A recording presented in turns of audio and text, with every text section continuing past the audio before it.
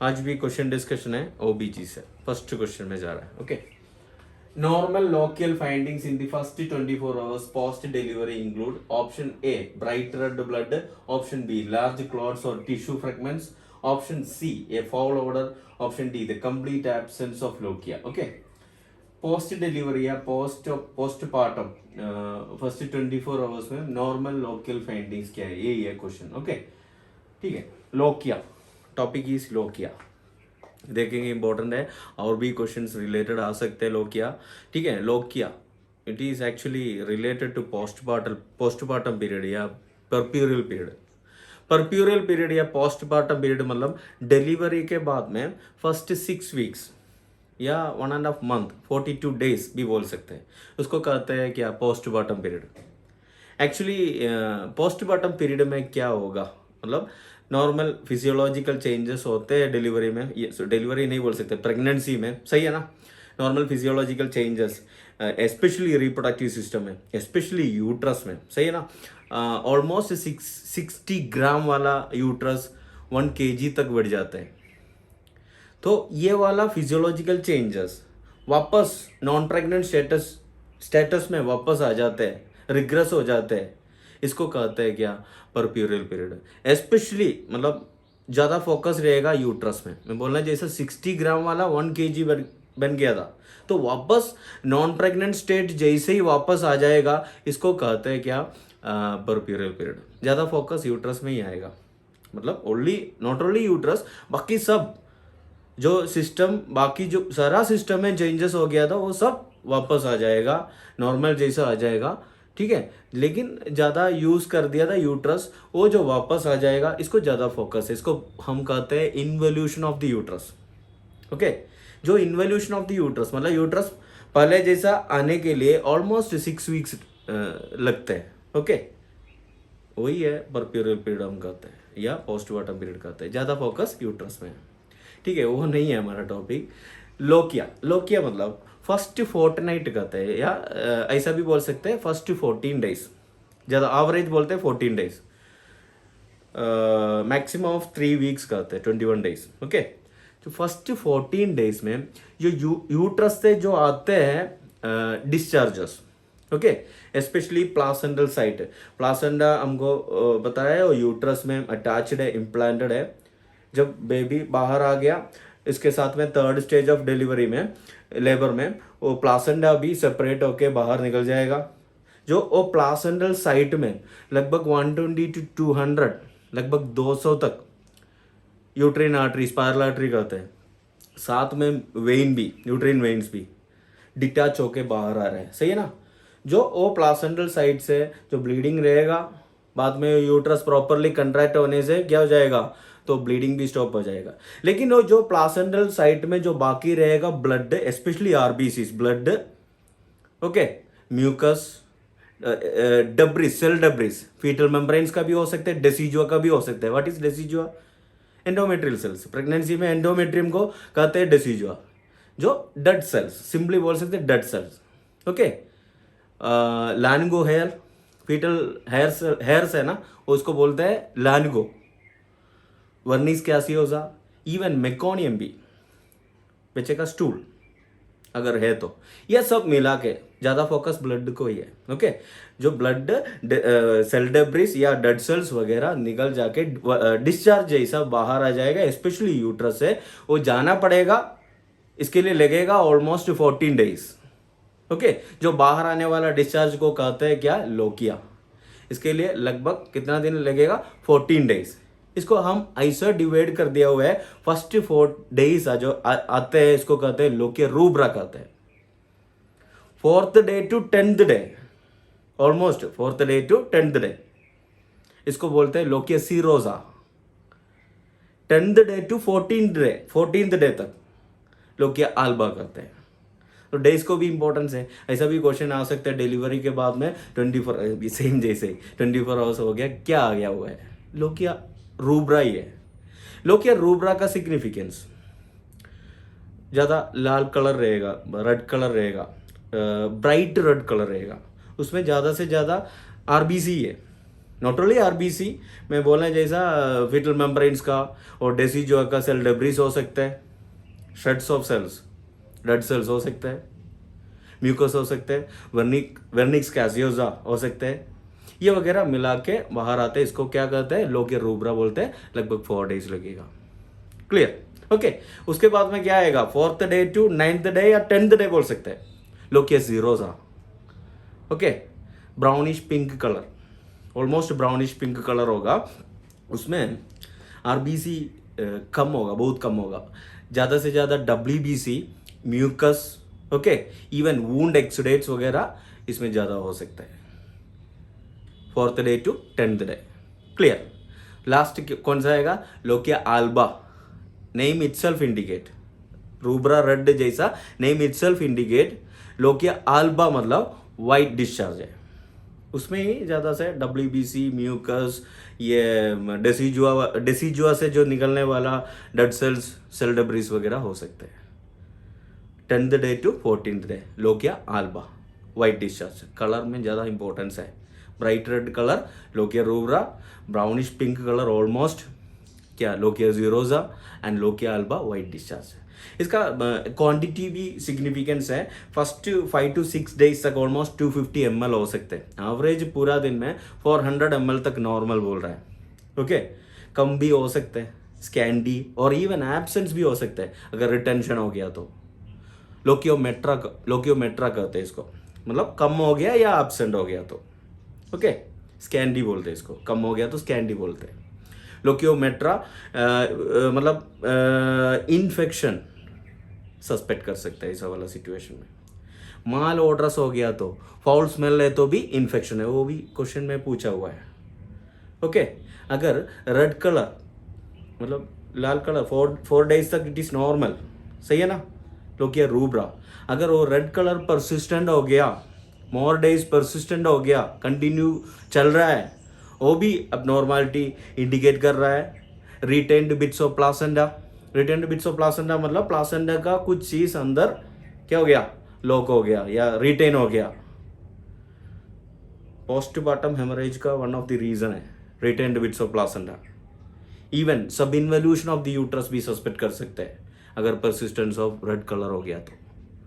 सब इन्वोल्यूशन मतलब क्या है, व्हाट इज इन्वोल्यूशन, पहले ही मैं बताया था। इन्वोल्यूशन ऑफ द यूट्रस मतलब यूट्रस कैसा था पहले, ये पेल्विस का ऑर्गन था, वो अब्डोमिनल ऑर्गन बन गया था, वापस प्रेगनेंसी के डिलीवरी के बाद में पेल्विक ऑर्गन जैसे ही वापस आ जाते हैं, ऐसा भी बोल सकते। इसका रिलेटेड एक पॉइंट है, immediately after separation and expulsion of the placenta, uterus का फंडस ऊपर वाला जो पोर्शन है ना, फंडस कहते हैं, नॉर्मली अम्बिलिकस का नीचे आते हैं, 2 फिंगर ब्रेड्थ नीचे आते हैं। उसके बाद में ऐसा कहते हैं हर postpartum day 1 centimetre, okay 1 centimetre, ये 1 सेंटीमीटर नेंक्लेक्स कहते हैं, दत्ता में वो चेंजेस है 1.25 सेंटीमीटर बोलते हैं।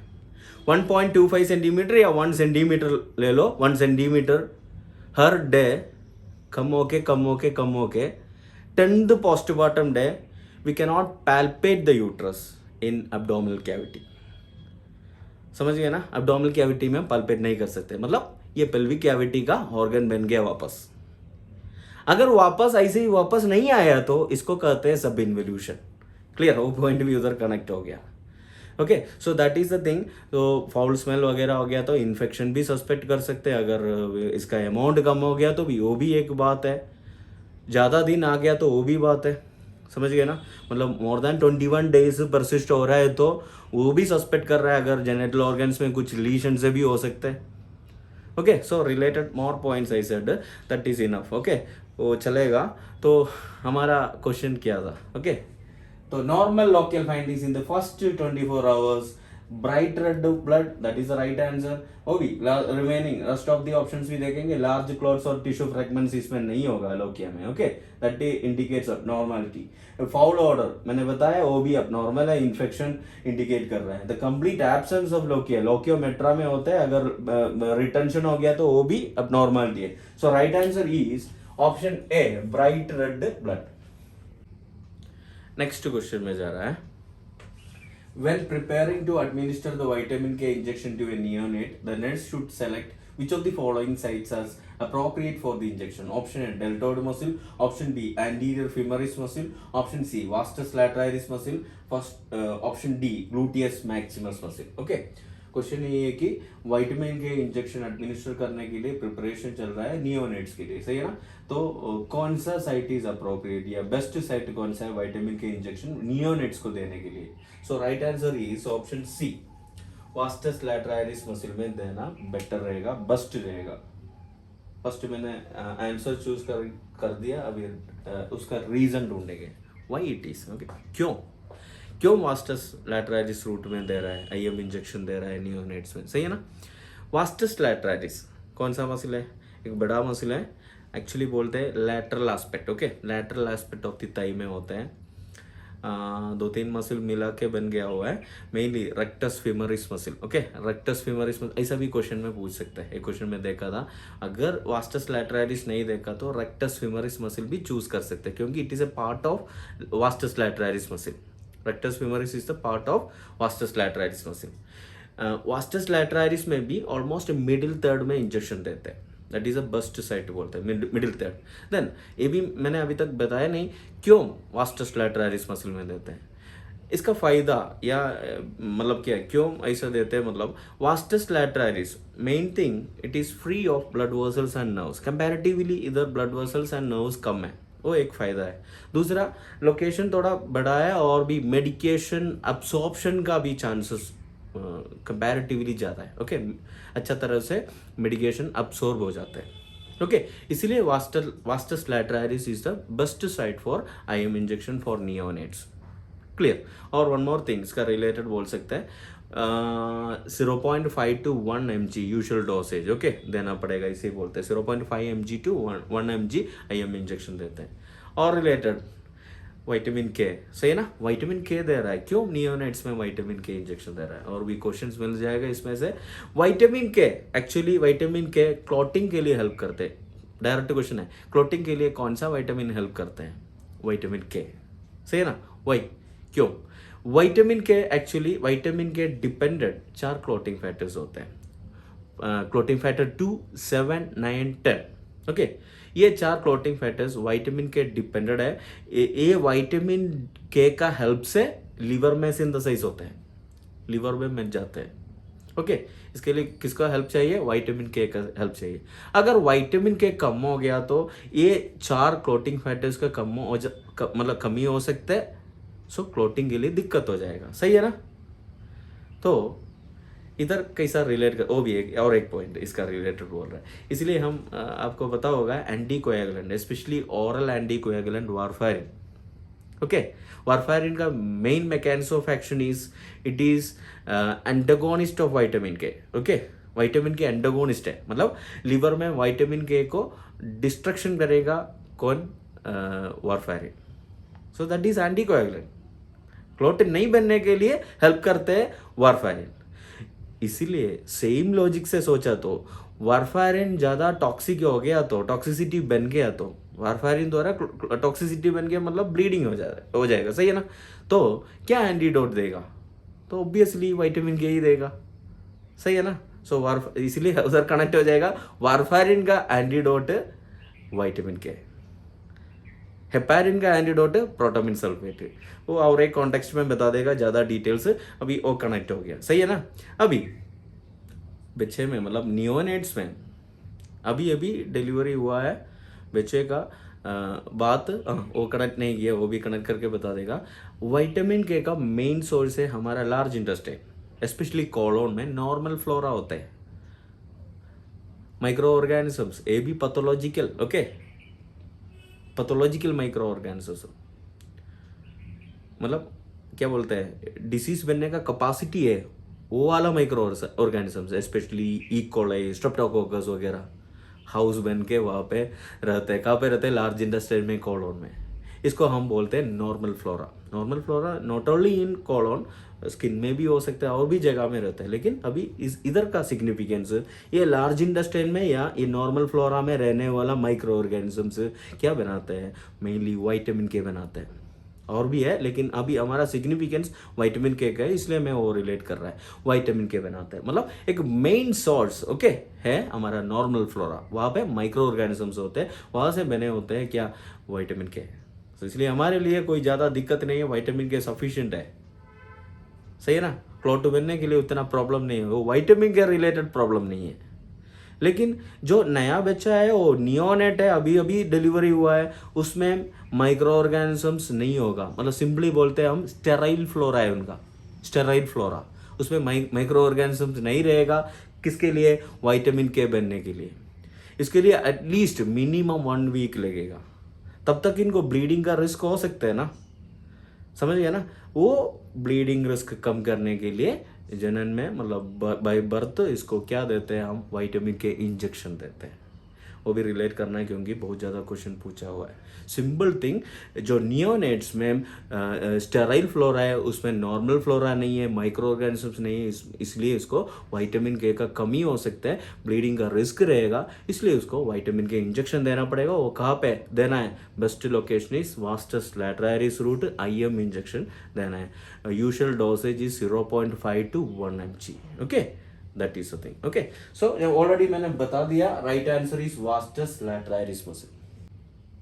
Okay, here we are shopping, दोबारा बोल रहा है, मैं कंटिन्यू करेंगे, और भी क्वेश्चंस लेके आएगा, टॉपिक्स भी लेके आएंगे, लेकिन सपोर्ट चाहिए, बिना सपोर्ट समझ गए ना, वो मोटिवेशन ज़रूरत है।